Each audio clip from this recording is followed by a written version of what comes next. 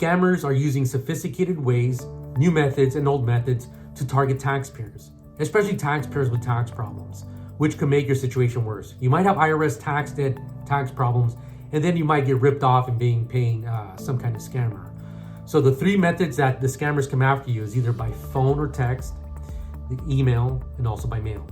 Now, when it comes to a phone call, that's probably one of the easier methods to kind of know that it's fake. The reason why you know that it's fake is, number one, it's probably from a foreign country and they have a thick accent. Normally, these callers are generated from India. The second thing is that they start making threats. The threats over the phone, such as you're going to go to jail, you're going to face jail time, they're going to send a sheriff, there's a local police department, that they're going to take you to court, and from the court, the judge will send you to jail. While it could be possible that you might face very stiff penalties and stuff like that, when it comes to any type of criminal procedure with the IRS, that's not the tactic or the method that they use. If it goes through a criminal court, then it's a federal district court that does take over with a federal prosecutor, and you are due the due process. All this comes in by certified mail, and you get a chance to respond. The response has to be done in writing. It's not over the phone, it's not over threats. So one of the best things you can do is not even entertain the phone call. What you should do is just click, hang up, and the best method is to call the IRS at the IRS phone number, which if you go to irs.gov, you can see that the phone number is 1-800-829-1040. And from that point on, make contact with the IRS directly and figure out what's going on with your account. When it comes to emails or texts, this is the part that could be kind of scary because they could imitate the IRS logo, especially if you sign up for an IRS e-services account and you might thinking, oh wow, let me respond back, or wow, hey, I didn't know I had a problem. Let me go ahead and fix this. But by emails could be scary because of the two reasons. One is they're going to try to squeeze money out of you. The other part, it could be with some kind of ransomware where your files on your computer will be electronically locked until you make a payment. That's why it's called ransomware. Once you pay the ransom, it could get released. So when it comes to any type of correspondence by IRS through email, sometimes don't even open that up. Just delete that and then go directly into the IRS account through the irs.gov, not even clicking on any type of link. Same with the text message. IRS does not text you. They don't care about texting you. When they have the official forms to send out, they'll send it out by mail. Which brings me up to the last part. The last part is when you get something by mail and you might be wondering, wow, this has my name, it has my address, it must be the IRS. But these might not be even scammers. What these are tax relief companies that are just these big conglomerate marketing companies that pay thousands and thousands in fees in order to get these records from the local county records. So they send you out what mimics an IRS federal tax lien. So they have information that's just listed publicly. If you go down to the county assessor's office, if you have tax problems, federal tax liens are filed against you, that's the information that they pull.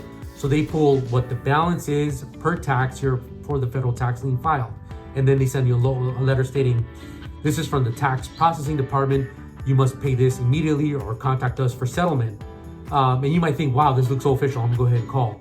Now, remember that if they're intending to deceive you, that's more important you just don't even respond. You could probably shred that notice or just kind of keep it on file, but call the IRS directly. Now, what we do here is when our clients come on board, we go through a very specific onboarding process. It's so thorough, we want to make sure that we're able to help you out. And once you come on board, I am the main power of attorney here, so I make contact with the IRS. So recently too, a lot of my clients did get a lot of these notices in the mail, and they're like, Sergio, I thought my account is being handled, I'm freaking out, what's going on?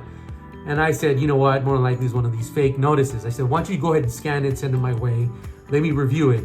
Sure enough, just looking at it, everything's, I mean, don't get me wrong, it has the tax year, balance, their name, their address. So they figured it might be IRS and they have problems anyway. But some of the times too, I already put them on a resolution. So I'm already thinking, no, you know what, this is something that got crossed in the mail. 9 times out of 10, it's probably a fake notice. So when I go ahead and just review with the client, I confirm it whether it's fake or it's real. The reason why I mentioned that it could be real is because the IRS does communicate by mail. That's the regular method of operation. They do tend to send items certified, like the IRS CP-514 does come in the mail, and that is a very serious notice where you have a deadline, tax balance, the penalties, and the intent to levy, that they will levy your bank accounts, your commissions if you're self-employed, your wages, all of that stuff. So it's very important that you do respond to the IRS. However, if you have any doubts, don't respond to the phone number listed on the notices. Instead, what you do is log on directly to irs.gov and give them a call directly based on the phone numbers listed on their website.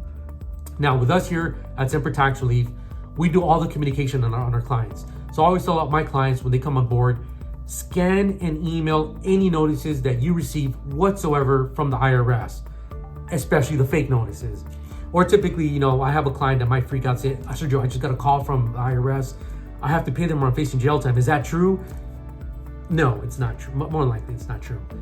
The time somebody does get a phone call from the IRS is when it is assigned a local collector known as a revenue officer.